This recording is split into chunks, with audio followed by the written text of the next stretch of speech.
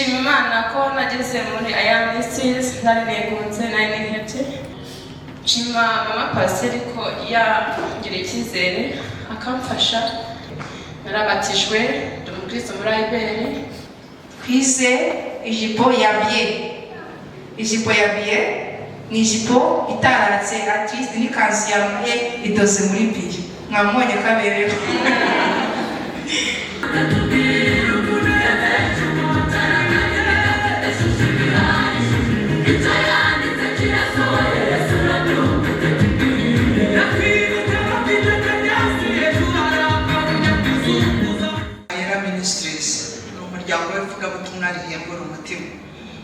Ni umuryango wa Gikristo ukora ibikorwa bigamije guteza imbere imibereho myiza y'abaturage hifashishijwe ijambo ry'Imana mu rwego rwo gufasha abagore n'abakobwa bari mu buzima bugoye.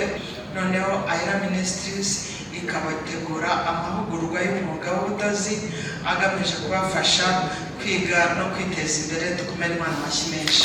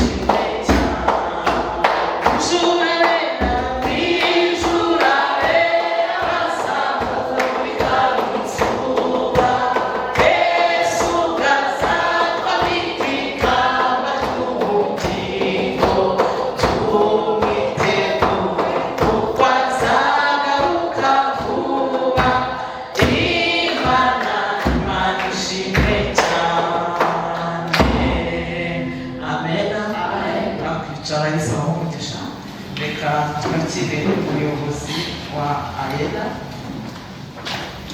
atambuke hano twakira abashyitsi bahageze. Imana ibamugisha cyane. Karibu.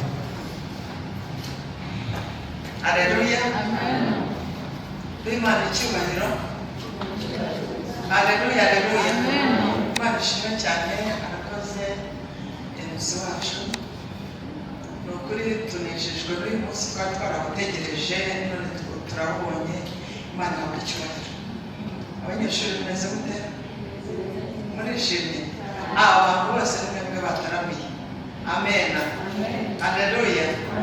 Reka rero dushime Imana ko uyu munsi twari twawusengeye. Nukuri wagize twari twasabye umunsi w'umucyo none twabonye. Ibyo byose twabishimira Imana kandi turizera tudashidikanye ko ibintu byacu bigiye kugenda neza. Amen. N'abaherekeje abanyeshuri bacu nabo bahageze. Reka rero aka kanya twakire abashyitsi batugendereye. Amen. Mbere na mbere turakira abatumirwa bacu aribo abanyeshuri bacu baje turi hano tugaragiye. Ndabona hari bamwe bakiri mu nzira ariko abahageze bahagurukiye. Dukomere Imana amashyi.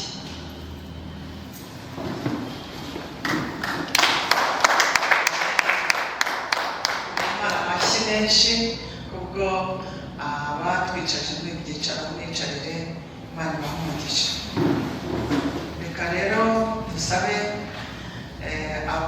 ubuyobozi bw'inzego z'ibanze nabo twari twabatumiye ntabwo babasha kuboneka ariko ababonetse turabakira bahagarariwe na muzehe Kayibanda Augustin nahaguruke abasuhuze.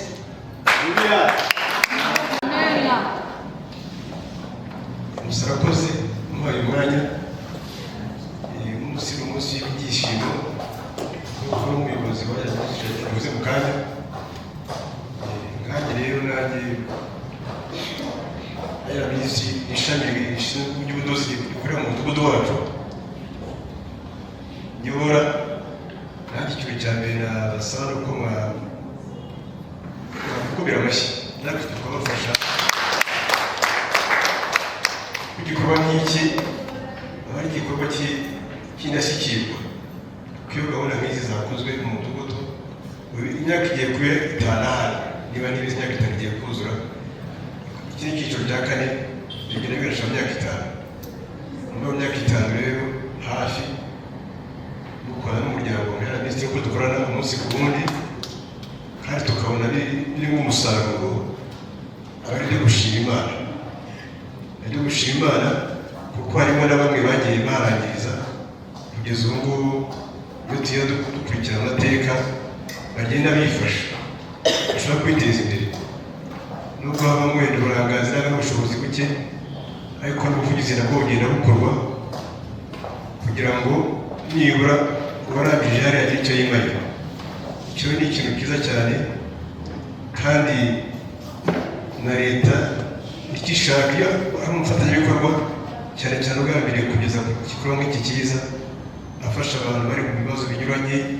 Murabyumva, abakobwa, abagore, aba ari ikintu kandi burya ngo iyo ufashije umugore w'umukobwa ni kimwe yego ufashije umuryango wose, umuryango mugari ugufashije. Icyo kintu urumva kuri ayarabizi mwakujya mukayiha amashyi rwose cyane nta kuko igikorwa cyiza. Nseka muraho, Yesu ashimwe. Turashimira Imana twemereye kuboneka hano kugira ngo dufatanye namwe muri ibi birori, muri ibi byishimo. Dufatanya n'ubuyobozi bwa Ayera Ministries ndetse n'abafatanyabikorwa n'abanyeshuri barangije n'abamaze igihe barangije. Turashimira Imana rero yabashoboje. Imana ibaha umugisha. Nitwa Pastor Habimana Charles, ndi umwe mu babasengera, ari ntarabasura ariko nakira ibyifuzo byanyu kenshi n'umuyobozi wanyu ambwira ngo basengere nsengere iki gikorwa.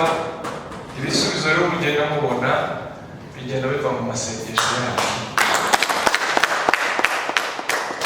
Hariho n'igihe tuyafatanya nkagenda tugafatanya gusenga turi kumwe umuryango ndetse nawe, kandi twizera ko ibyo dusengera Imana ikora kuko tugenda tubona ibisubizo.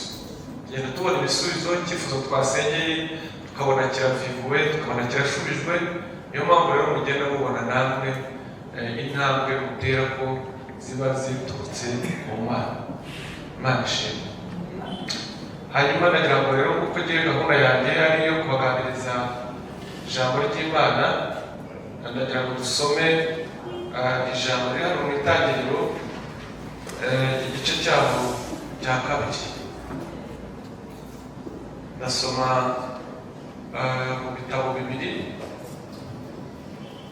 ntabwo ndi burenze iminota 15. Nikoresha myinshi ni 15 cyangwa 10. Mu gitabo cy'itangiriro igice cya 2 n'umurongo wa 18 ni amagambo dukoresha iyo turi gushyingira, ariko akora ahantu hose iyo Imana ifite icyo yateguyeho.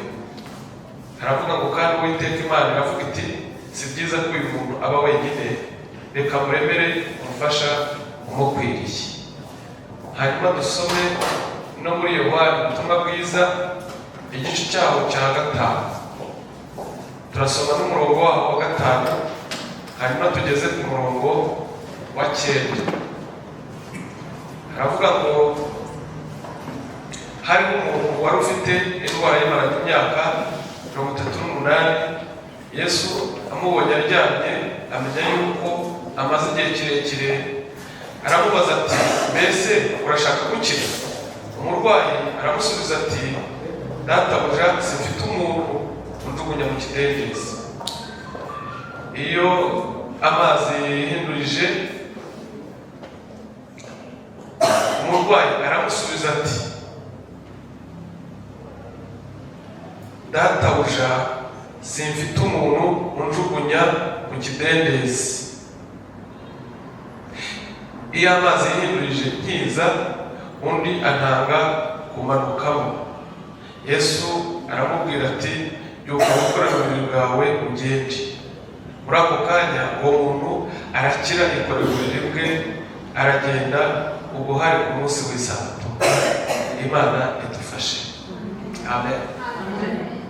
Aya magambo rero basomeye, nubwo mwumva harimo inyigisho zindi ugenda mwumva mu rusengero, ariko agendanye n'uyu munsi. Ni ijambo rivuga ngo Imana ifite ubushobozi bwo kukuremera umuntu w'umumaro n'ikintu cy'umumaro. Niryo jambo rya mbere bazanye.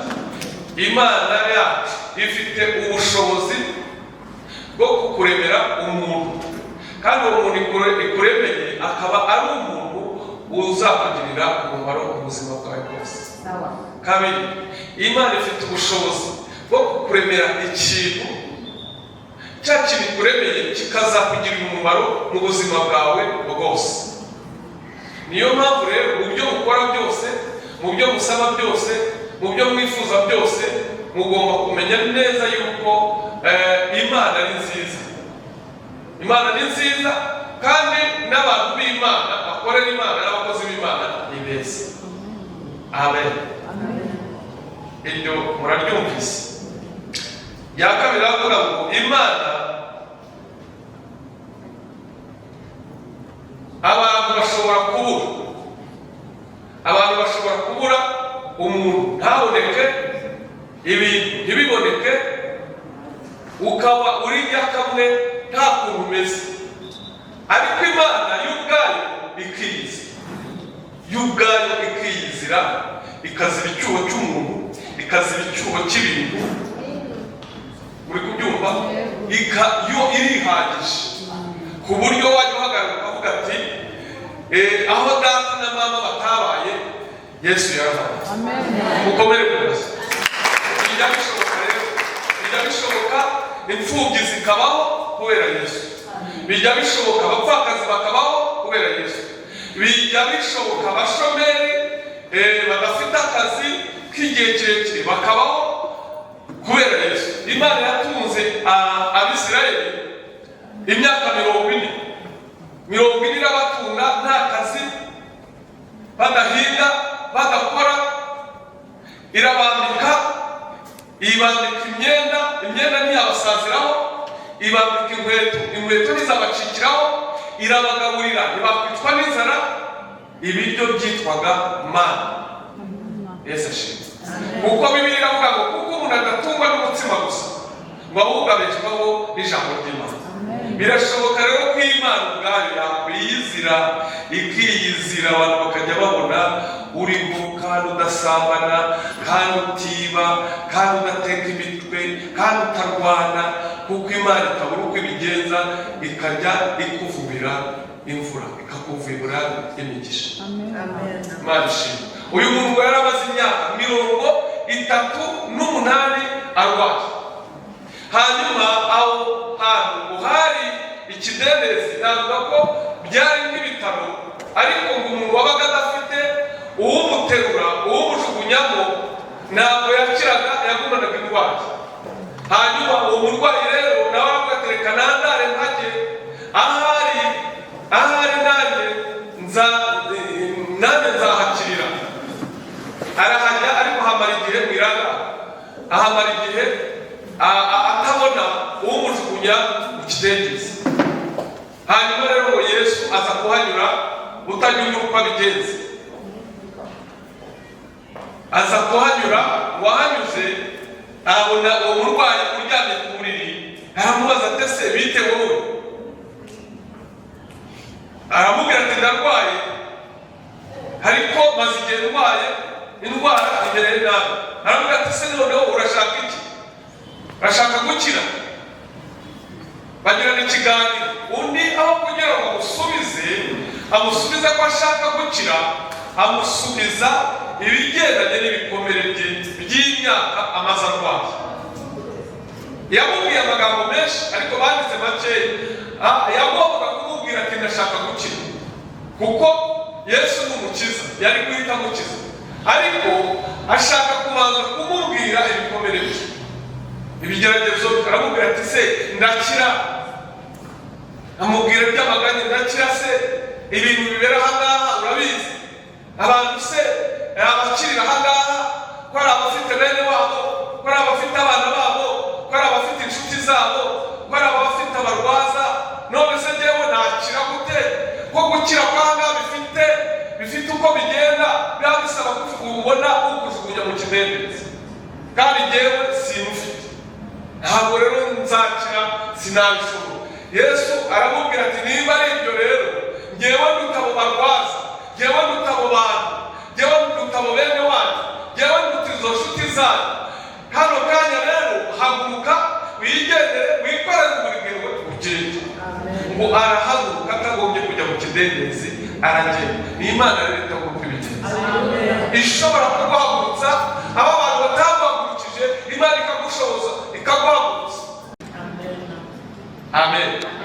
Nyumba 10 abahagarariye perezida w'igihugu, ntabwo ni ukuvuga ngo mu mudugudu abahagarariye perezida, ijambo yavuga rirarageze kwa perezida, rifite imbaraga zo kurara rigeze kwa perezida rikamenyekana. Rero ahagarariye ubuyobozi guhera ku mudugudu kugeza ku gihugu. Niyo mpamvu ubuyobozi buba bwaramwizeye bukamushyira mu bantu kugira ngo abayobore. Rero tugiye gukomera Imana amashyi ya special. Ibintu byo mukajagari ntabwo nabishakaga, niyo mpamvu nababuzaga. Kandi Imana ikunda amashyi, igakunda n'inkuru. Nta kindi kintu mwabona mu Imana, ni umutima wanyu, ni ukwishimira, kw'icyubahiro ukayikomera mu mashyi. Rero ibyo yakoze tugiye kwibishimira. Amen. Muravuga ngo tugiye kumara kuvuga ngo ibyo yakoze, rimwe kabiri gatatu, uko mu mashyi kuvuga ngo ibyo yakoze, ibyiza mukora nishimye. Murayazi? Rimwe kabiri gatatu.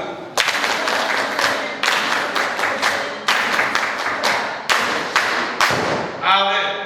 Hanyuma n'umuyobozi wa Yera ndetse nabo bakorana nabo tubakomere mu mashyi y'urufaya. Yo nayo y'urufaya yandi y'imvura menshi. Rimwe kabiri gatatu.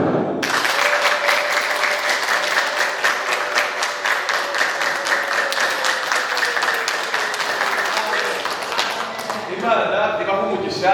Noneho rero yewe icyo gukora mu mwanya w'amashyi y'ubuyobozi, ndasenga Imana basengere n'ubuyobozi.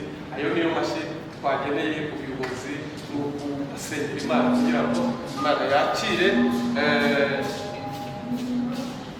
ubuzima bwabo.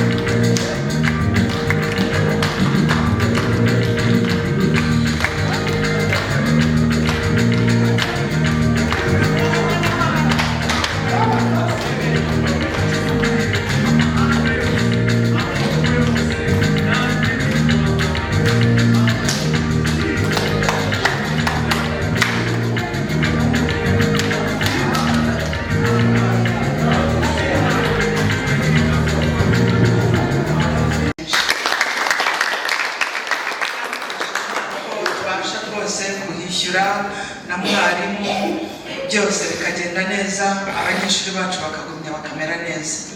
Rero tugiye kubabwira amavu n'amavuko ya Ayera Ministries. Ni umuryango w'ivugabutumwa rihembura umutima.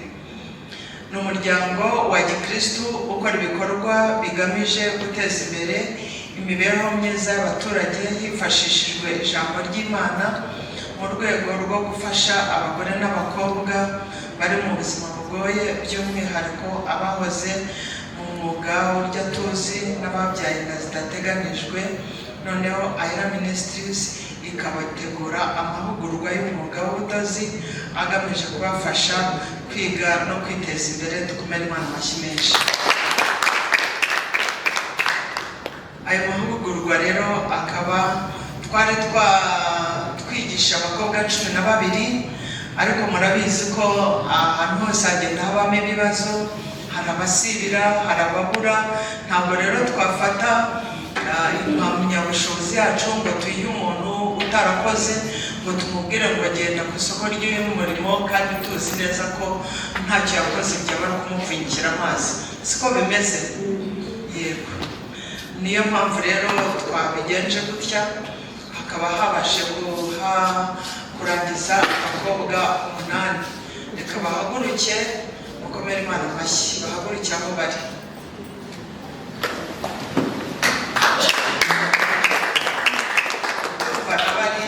Abo hirya mwaza hano batera indi ntebe hino, ku buryo n'abariya babiri bari inyuma mwaza hano, abakiri undi bashyiramo indi ntebe hano imwe, namwe muze mwicare ku murongo hamwe n'abandi.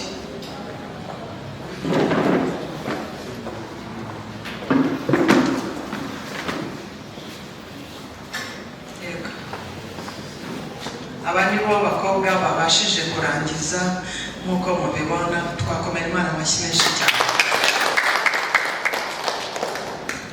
Intego y'igikorwa rero, iki gikorwa kigamije kwishimira no gushyira ku murongo isozwa ry'amahugurwa y'ubudozi, guha impamyabushobozi abarangije amahugurwa, gushishikariza abahuguwe gukoresha ubumenyi bahawe mu kwihangira imirimo, kugaragaza uruhare rw'amahugurwa mu guhindura ubuzima bw'abagenerwabikorwa. Ibisobanuro by'igikorwa: ni amahugurwa yateguwe na Ayera Ministries yo gutanga impamyabumenyi ku barangije amahugurwa y'ubudozi no kwizihiza intambwe bagezeho kwiteza imbere. Dukomere Imana amashyi menshi. Rero harabaho gutanga impamyabushobozi, certifica, kwerekana ibikorwa byakozwe aribyo biriya, ubuhamya bw'abahuguwe. Turafatamo nka babiri batubwire ubutumwa bw'abayobozi b'abafatanyabikorwa, umwe twabwumvishe, gushishikariza abahuguwe gukomeza inzira nziza batangiye. Igihe naho bizabera byari hano nyine ku iyi tariki. Abagomba kwitabira ni abahuguwe, abayobozi b'inzego za leta, twari duteganije wabije profe ari buze kuza, abayobozi b'inzego z'ibanze, abafatanyabikorwa, abayobozi b'amadini n'amatorero n'abaturage. Mwese murahari, Imana umugisha. Ibyitezwe: abahuguwe baragira icyizere cyo kwiteza imbere. Dukomere Imana amashyi menshi. Bongera imbaraga mu kurwanya ibibazo byugarije urubyiruko, kugaragaza ko amahugurwa y'umwuga ari igisubizo ku bibazo by'imibereho, guteza imbere ubufatanye hagati y'imiryango y'inzego za leta. Uruhare rero rw'aba bari kudufasha ni ugushyigikira gahunda zigamije guteza imbere abagore n'abakobwa, gutanga ubujyanama ku iterambere ry'abagenerwabikorwa, gukomeza ubufatanye mu bikorwa nk'ibi no mu gihe kizaza. Umwanzuro rero ni uko umuhango wo gusoza aya mahugurwa ni intambwe ikomeye mu gufasha abakobwa kwigira n'abagore no gusubira mu buzima busanzwe bafite icyerekezo cyiza. Ubufatanye n'inzego zitandukanye burakenewe kugira ngo iyi gahunda irusheho gutanga umusaruro urambye. Imana ihabwe icyubahiro. Kumera Imana rero uko nguko intego y'uyu munsi ni aho ngaho ishingiye. Turashimira rero mwebwe mwese mwabashije kubana natwe. Turashima aba banyeshuri n'ukuri bitwaye neza, n'abandi bose bagiye bitwara neza, ariko aba ntabwo akenshi ntabwo basibye, ntibakererewe, kandi icyiza usanga bahoranaga morale, bahimbaza, babyina. Akoze ikintu nk'iki ukabona n'abagenerwabikorwa baracyishimiye, wumva utacika intege. Nubwo amikoro aba adahari, murabizi ku gihe nk'iki ngiki abantu benshi ntibanyamwigendaho. Hari igihe ubikora wenyine ukemera ibyo wari gufatanya n'urugo, ukemera ugafatanya n'abandi kugira ngo n'uyu muntu rebe ko nibura wamugeza imbere, nawe imbere akazabasha kwibeshaho. Kubw'ibyo rero dushima Imana yatubashishije kugira ngo uyu munsi tuwugereho kandi iki gikorwa tukigereho. Mwongere mukomere Imana amashyi. Rero Imana ibamugisha. Reka twumve gahunda igiye gukurikiraho.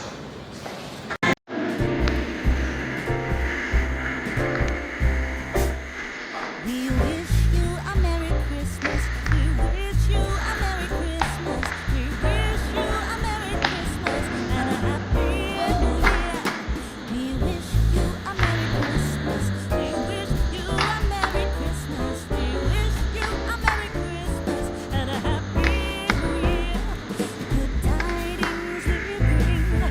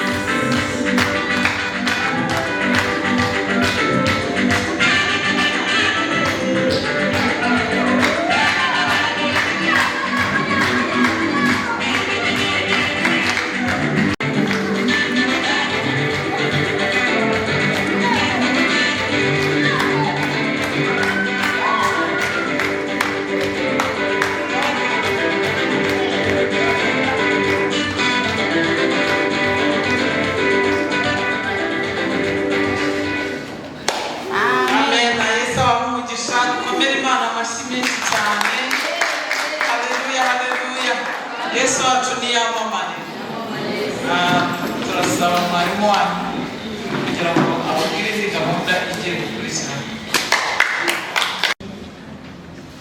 aka kanya tugezemo rero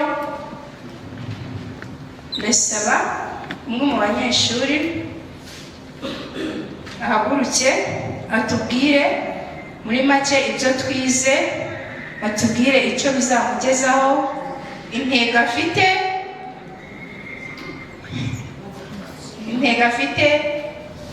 kugira ngo tumenye se ibyo yize bizamugira umumaro cyane. Agiye kubiduhamiriza mu maso yacu, mu maso y'abayobozi, mu maso y'umukuru wacu wa Ella Ministries. Nasabaga Penina ahaguruke ashefte waba abanyeshuri bose bari hano agire icyo atubwira muri make bijyanye n'ibyo yize. Murakoze cyane.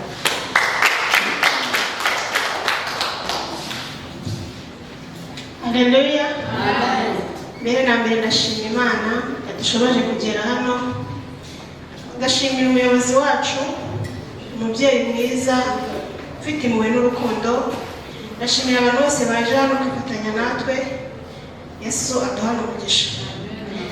Ella Ministry rero yaramfashije kuva nayigeramo, nararuhutse. Iyo twabaga turimo kwiga nabaga mfite amahoro, umunezero, duseka, tuganira, twungurana ibitekerezo.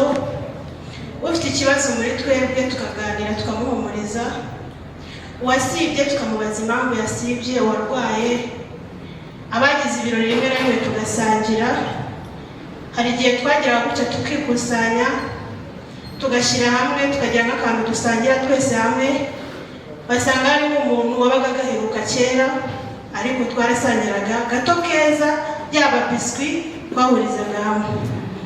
Ella Ministry amaze kuyigeramo, ntabwo nari nzi kunyonga imashini, sinari nzi ibya bintu. Najyaga mbona ari umunyenga, nabona umuntu ari kunyonga nkabona ni byiza, nkavuga shaka ibintu biroroshye, ariko birakomeye nshuti. Ntazagire umuntu uvuga ngo ndodera ngo kuri make ngo ibiki ngo biroroshye, harimo imibare.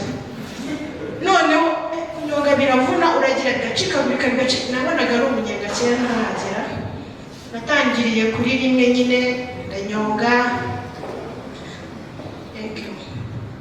ndanyonga, dushyiramo indodo, dutangira kwiga amadizayini. Ikintu cya mbere twahereyeho ni ijipo ya duruwate. Abantu b'abagabo wenda ntabwo babizi, ijipo iba imanutse ifite ipasi inyuma, ndende cyangwa ngufi bitewe n'iyo ushaka. Iyo ngiyo ndayizi, narayidoze, nta na doda nyinshi na korali nayidodera. Ikindi cya kabiri twize iribaya rifite n'ubu ku bamama barabyumva. Ni iribaya wambara rifite n'ubu risa n'irihagaze ukuntu. Nyuma yaho twize iribaya ridafite n'ubu. Nyuma twiga ikabutura ya kinyeshuri. Nyuma yaho twiga amajipo atandukanye, amadizayini atandukanye. Hari ijipo yitwa Florence, ni ijipo iba itaratse. Murayibona nk'abagabo nta n'ibyo baba bazi. Iyi ngiyi bayita Florence, ibera abana b'abakobwa cyane cyane iyo ananutse, biramubera cyane. Hari n'indi noneho bita amapuri, haba harimo utubwinga tureba. Byose nzi kubidoda pe, nshimye Imana n'ukuri, ndetse nari nzi ibyo ari byo. Iyi ngiyi niyo bita amapuri. Ukuri ntabwo naburara pe, ntabwo nabusa nadodera umwenda uyu muntu kuko ahubwo yashyiraho na tipu. Hari n'indi jipo yitwa samunene, ya jipo n'ubundi iba imanutse ifashe hasi, wagera hasi ugashyiraho akantu k'agatimba. Ibi bibera rwose abana b'abakobwa cyane cyane bakiri bato rwose. Abamama bose nzi ako nibo bagambana da, usari n'ibyabo. Turere n'udusamunene. Nyuma yaho twadoze amakabutura ya kinyeshuri. Murabizi ko abana biga ushobora kuba wakugura iniforume cyangwa se ukajya ku mutayeri akayidoda. Ntuzancitse icyo kiraka, ndabizi kubidoda neza cyane. Naje nta kintu na kimwe nzi, ibi bintu ntabwo ushaka kubyumva ukuntu byagenze. Hanyuma ibyo bimaze kurangira tudoda ishati nayo ya kinyeshuri, ikabutura ijyana n'ishati.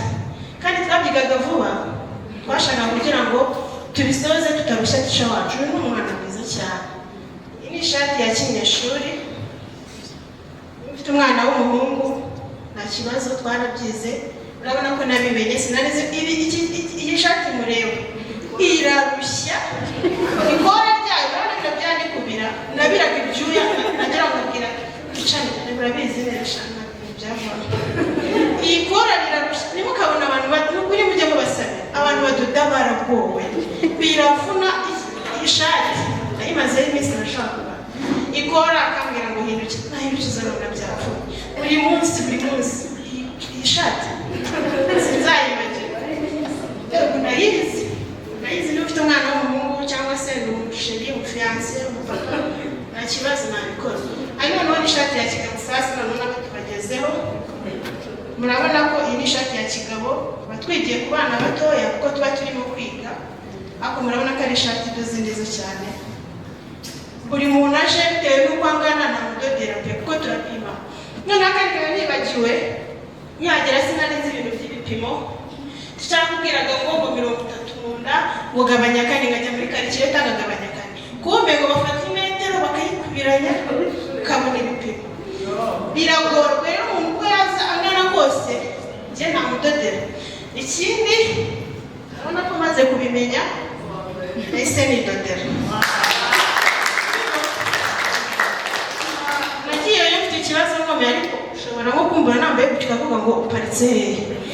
Kubera ko nashyizeho umwete ndavuga reka nige mbimenye ku buryo niyo nakwidodera bagenzi banjye inshuti zanjye batungana yande bakavuga ati ndodera icyo kintu.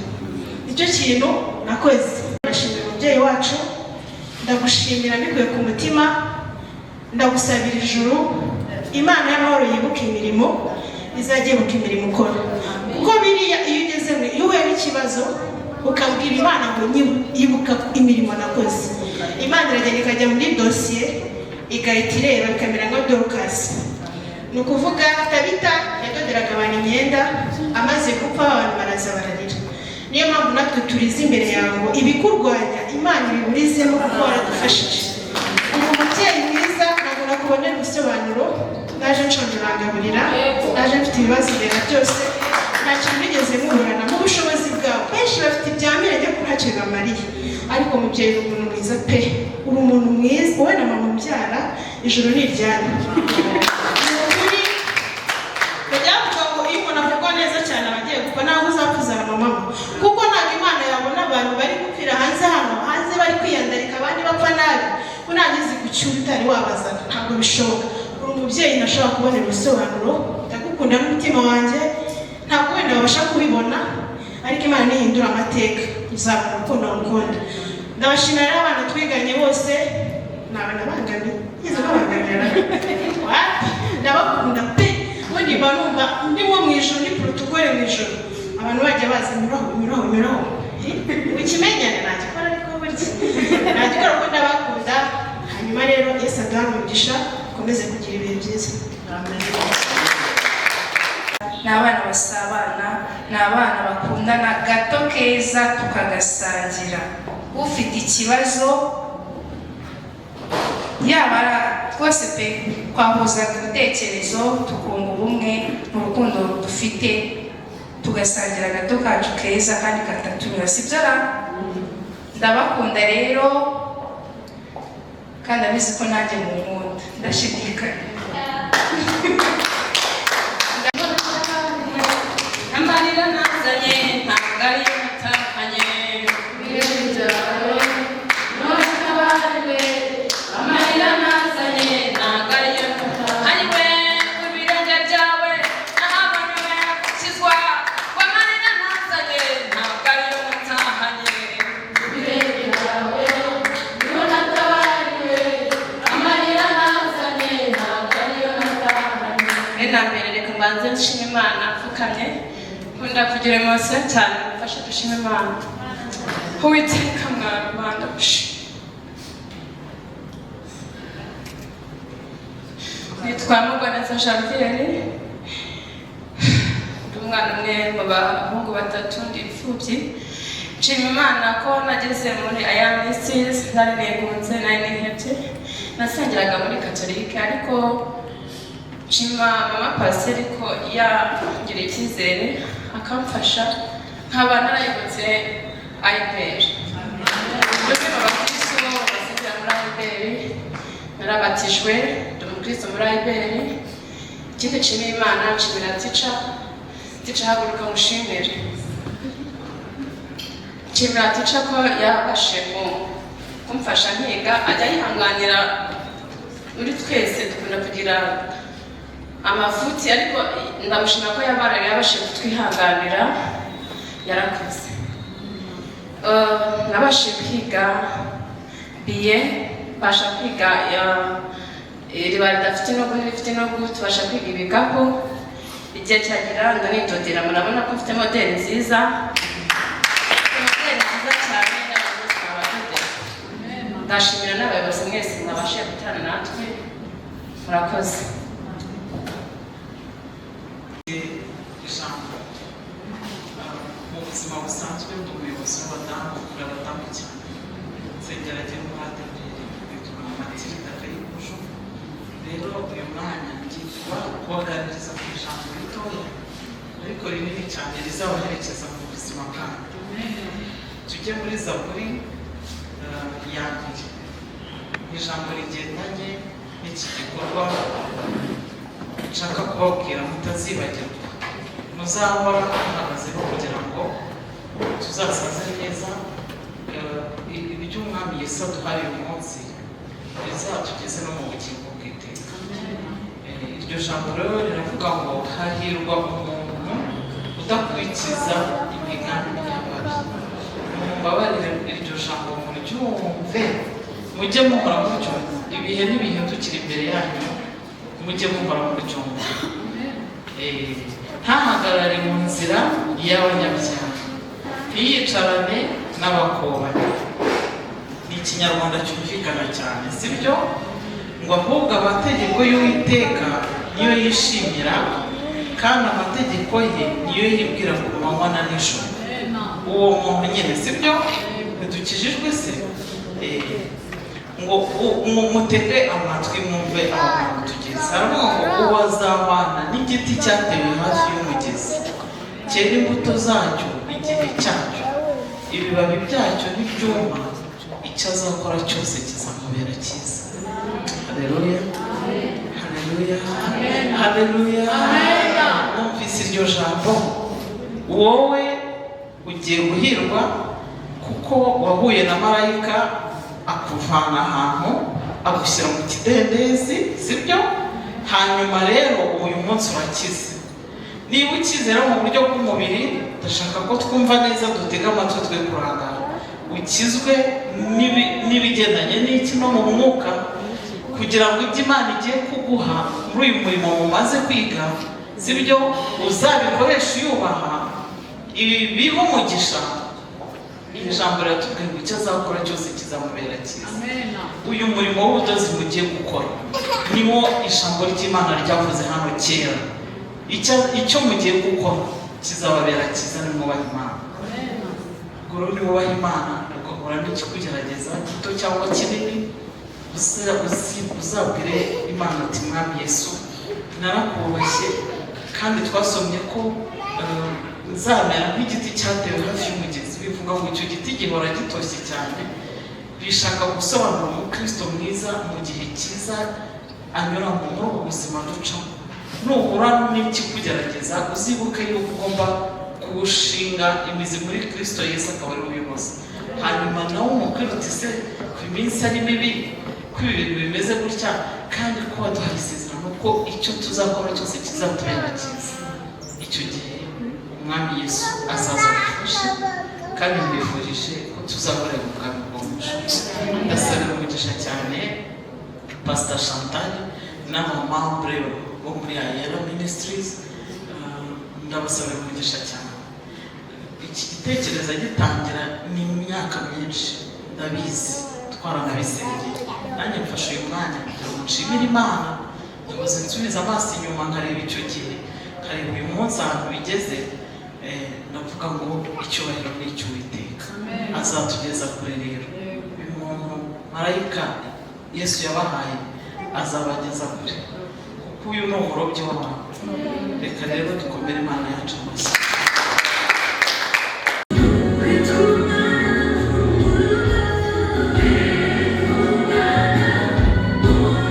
Tugiye rero kubereka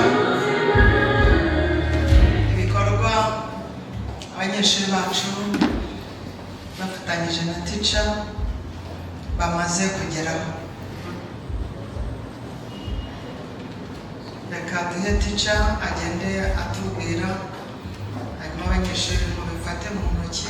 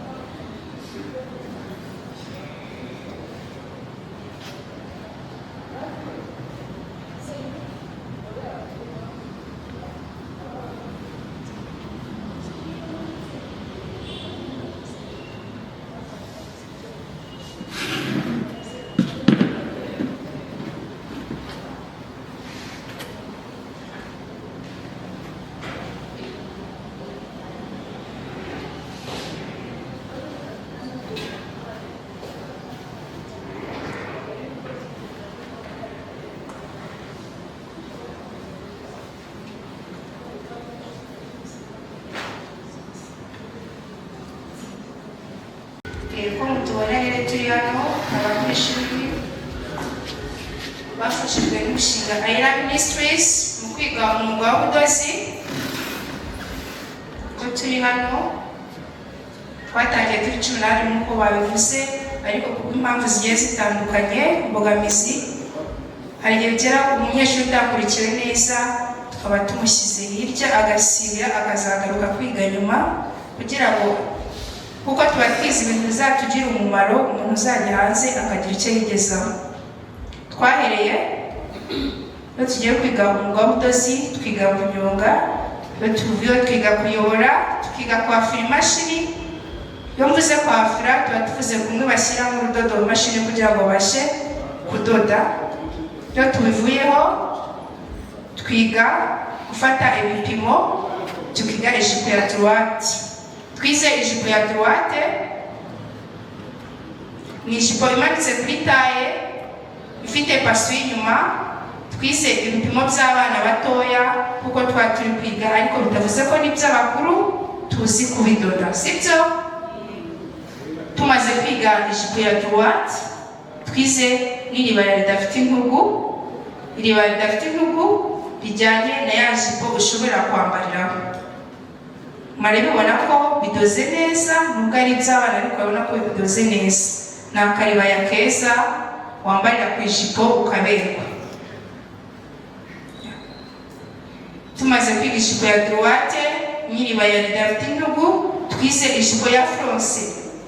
Ijipo ya fronce ni ijipo irimo udufronce twinshi. Hamwe murabona hari n'abanyeshuri bazamba bambaye amakanzu adoze muri fronce.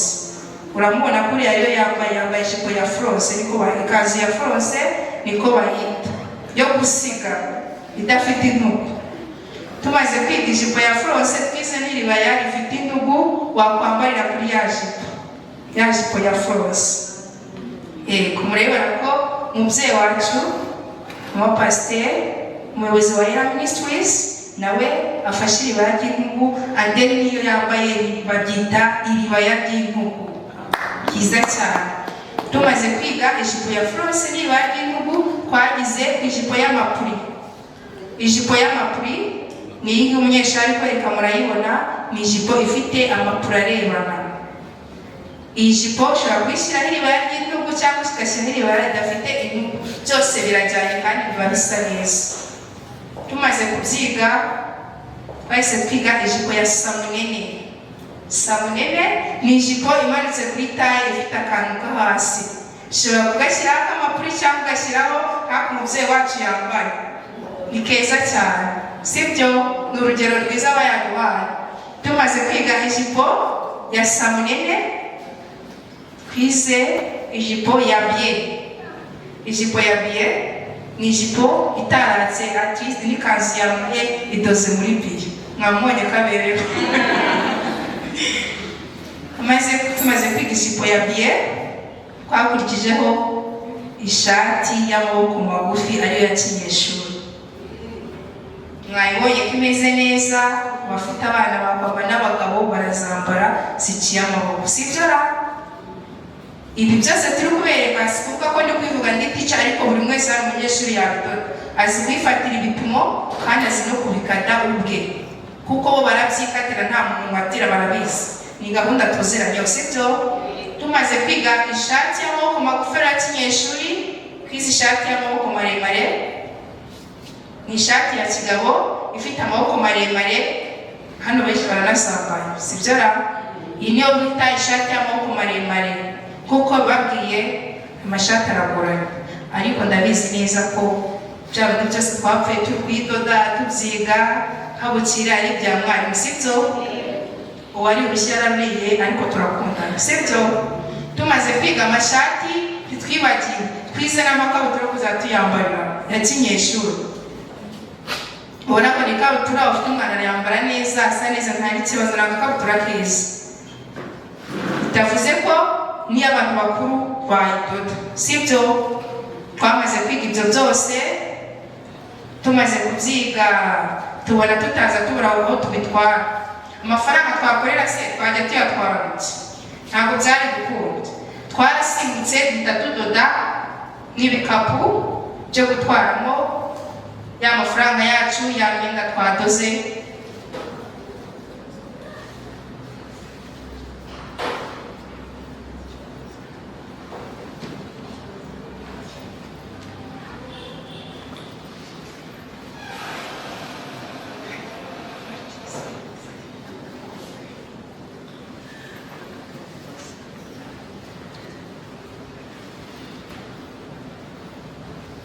Yego twahise tunyaruka tudoda n'ibikapu bitandukanye.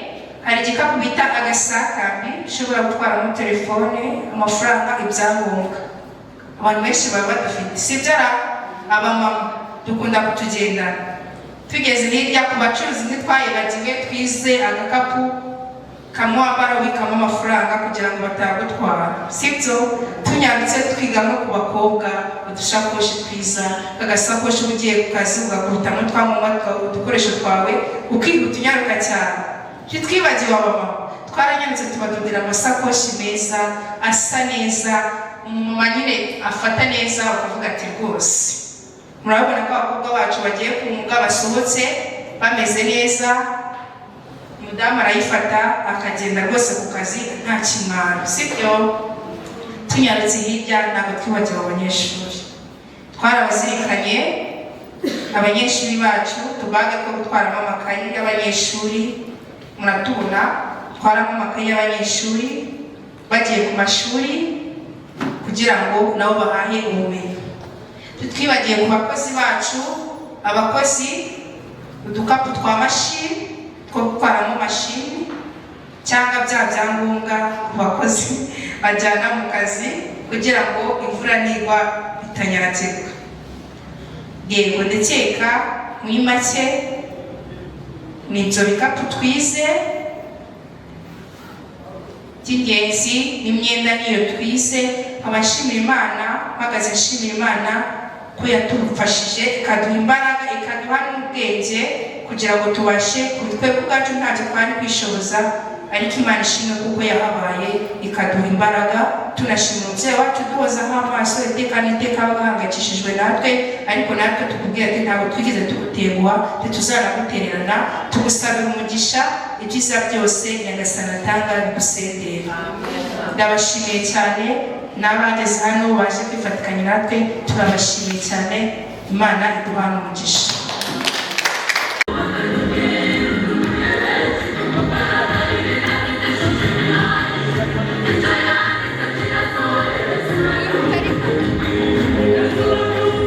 Yes,